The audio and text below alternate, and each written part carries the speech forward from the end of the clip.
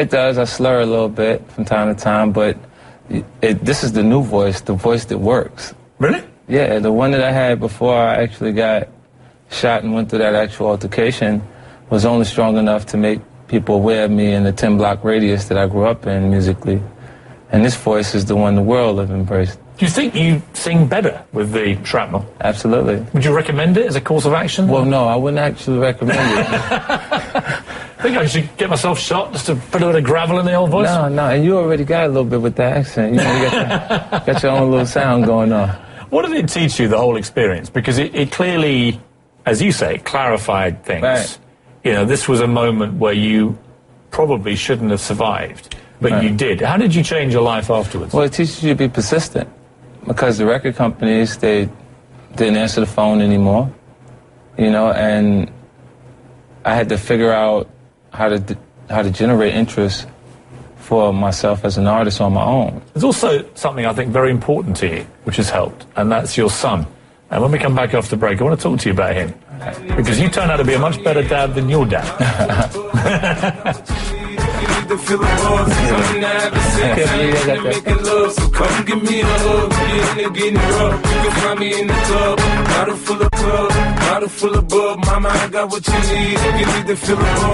My little monster right there, Marquise.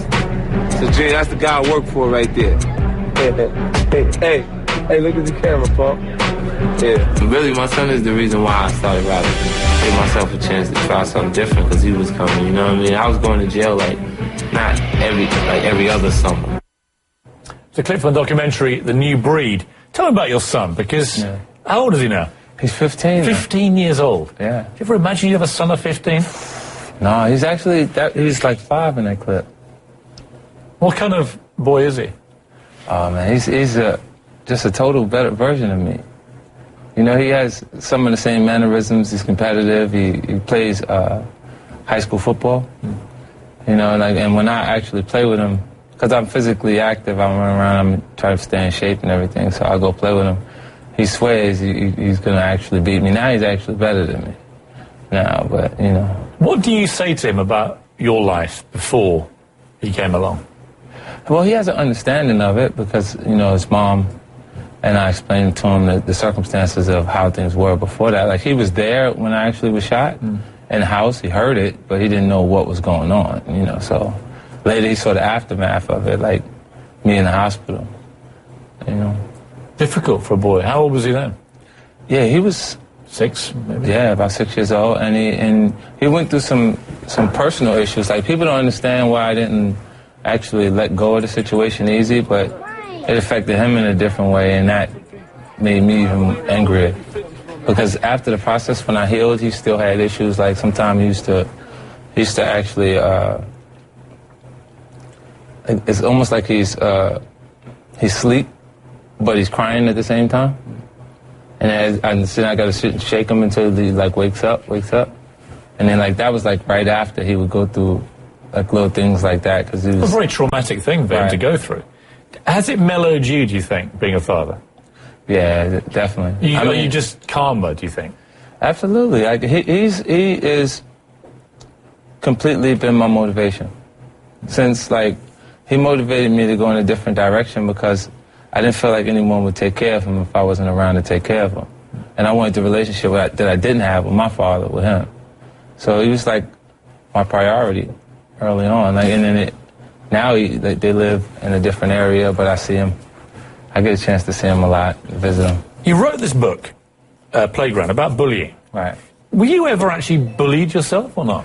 Well, I've seen it take place and then adapted to it before I was a victim of it and became a part of the problem earlier. You know, and it's interesting to write it and have it come from someone who's been on that side of it and be able to convey how I was dealing with my emotions the wrong way. And through the actual character in the actual book, I used some scenarios from my adolescent stages and was able to write things that I felt was interesting enough to hold the kid that won't traditionally read a book about bullying because he's that kid that would actually do it. It's a different approach to trying to resolve the same issue. Who have been your role models? Well, my role models, early on, I looked up to the wrong people. Like who? They were like guys that had achieved what I viewed as financial freedom in their actual environment, but they got it through the wrong way. So they'd be the successful drug dealers with the Cadillacs, exactly. and all that kind of thing. They had bonded. And what about more famous role models? Did you have anyone that you looked at who, you know, had been hugely successful for the right reasons? Was there a role model that came along where you thought, that's where I want to go? Well, not that I actually followed. You know, like, because I had people right in front of me that there was nothing that indicated to me at that point that I couldn't actually be that guy that I looked at that had the nice things. So I went in that direction. I had interests in different areas. Like I was a huge boxing fan, and like when the Olympics came and it was Pernell Whitaker and Michael Nunn and Michael Moore and Mildred Taylor and all, I followed their careers all the way through. I mean, when you look at the way that American society is developing, do you feel that the government is tackling social issues in this country in the right way or not? Well, it's a lot of different issues that are going on at the same time, so it's pretty tough to say, you know, those specifics, the ones that would affect Mike Tyson or 50 Cent. I don't think there's much focus on that. Should there be? You know, everyone would think that it should be in the area that they're affected. You know, but there's so many different areas to actually attack that it's interesting. Like it's a choice. It's, you know, a lot of choices to make in that actual area, what they should do socially or how. There wasn't a lot of recreational things for you to do either at that So my big thing is people get bored. Right, I mean, young men get bored, and when they get bored, they get restless, and if they're in the wrong environment, they get violent and they get into drugs. You've got to give people an alternative, haven't you? Well, they're actually after the things that we condition them for. See, when you have a male child, a young child, and a female child, a young child, we offer a baby while she's a baby, a dollhouse, a cooking set. I think we're teaching and nurturing subconsciously. We offer a male child cars, trucks. If it's a Hess truck, we mean work at the gas station. If it's a fire truck, we mean be a fireman. If it's a police car, we mean be a police officer. And we also offer a male child guns. Cap gun, a water gun, one that just makes sounds and light up when you squeeze it. These are toys that are manufactured for children. They manufacture that because I think they're subconsciously trying to teach that male child to be the financial support of the actual relationship, his family, and a protector. But you can misinterpret what those things are there for. Of course you can. With less guidance as a child, you can take that gun and have it mean, I want to shoot somebody. Let's take a little break. I want to come back and talk to you about the United Nations and the quite radical stuff you're doing with them, which might surprise people. I think it surprises people about you. And you know we don't give up, cause that's your birthday. You'll find me in the club, bottle full of bub. Mama, I got what you need, give me the feel of buzz. I'm in the having sex, I ain't in the make it ready to go. Find me in the club, bottle full of bub. Mama, I got what you need. I went to Africa, and the devastation I witnessed changed me forever. I mean, to see people who don't know when they're gonna receive their next meal or if they're gonna receive their next meal, it's crazy. I want to feed 1 billion hungry people, and I need your help to do that. This is our world. These are our streets. I need your energy. Let's do this. And this is what it's all about. You're working with the United Nations. You've even met Archbishop Desmond Tutu, I think, about this, right? And you created these energy drinks. But tell me how this directly helps people.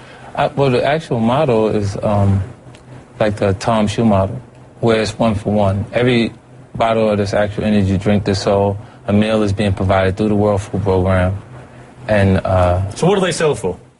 $3. $3. So $1.50 of that directly goes to help. Well, the actual price of a meal varies. So it goes up and down. So whatever the price is at that point, it comes from each bottle of soul of the energy drink.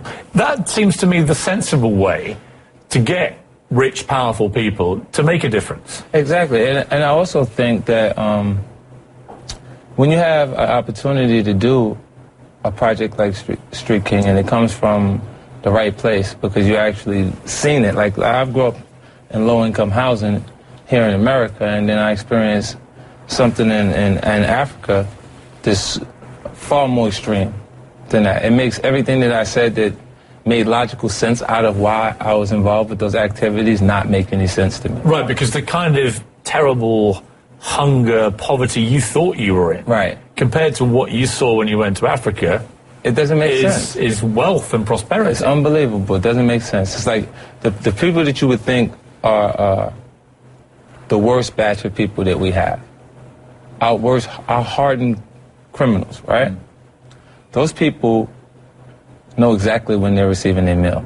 They know when child time's coming every day. You know, and you got people that are born that have no control over what's going on at all. The young kids that, according to the United Nations, 29,000 people die per day. It's an amazing statistic, isn't it? Yeah, I'm like, that's a lot. That's unbelievable that much. Like, the World Trade was a huge tragedy, and it wasn't even a fraction of that many people that we lost in that actual situation. So look, you're going to help me with my energy. Right. So I need one of these to go in the gym to listen to In the Club. Right. Right, to do my workout. So I'm pretty well squared off. There's only one thing I need from you, because you are one of the kings of Twitter. To my great envy, you have how many followers now? Almost 6 million. Right. I'm at the 1.37 mark, and I need you to help me. All right? It's a two-way street, this. All right. I'm promoting all your stuff. What are you at 50 Cent? Yep. I'm at Piers Morgan. You need to do a directive right now. All right. Let me see where I put my phone.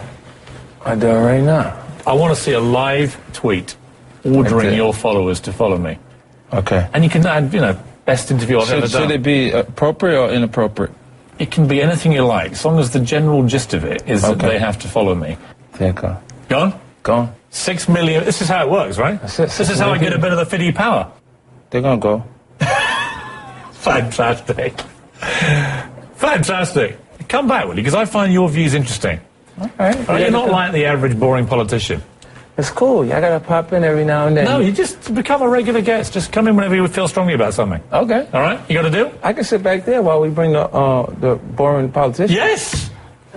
That's a great idea. And just I'm going to chime bring in some every boring now and- politicians on and have you sitting in the corner. Yeah. Saying you're talking rubbish. Yeah. When you get there, get too sophisticated with their terminology. I can say, wait, could you say that in English? I would like this. Why don't we do it? I'd like People are watching who don't understand what you're saying. I agree. You'll come back? Come back. Thanks, Billy. Appreciate it. Good to see you, mate.